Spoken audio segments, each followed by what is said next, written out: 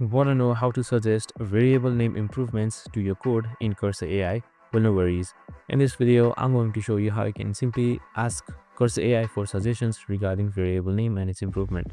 So let's get straight to it. Now, first things first, just simply open up your Cursor AI application. So we have also created similar videos regarding Cursor AI, which is available on our channel, so make sure to watch it. So now I'm suggesting variable name is super simple. So you can just simply click on the A in order to select the entire code. And here you should be seeing something known as quick edit. So you can just simply select that or just simply select add to chat. So I suggest add to chat since we are suggesting variable names. So just simply type in this.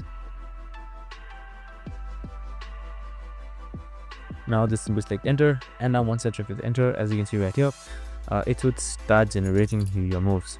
And as you can see right here, after a while, it should give you the required prompt. And that's it, super simple and easy. I hope this video helped. If it did, make sure to like, subscribe, and tune in with us for more of the similar videos. Have a good day and see you in the next one.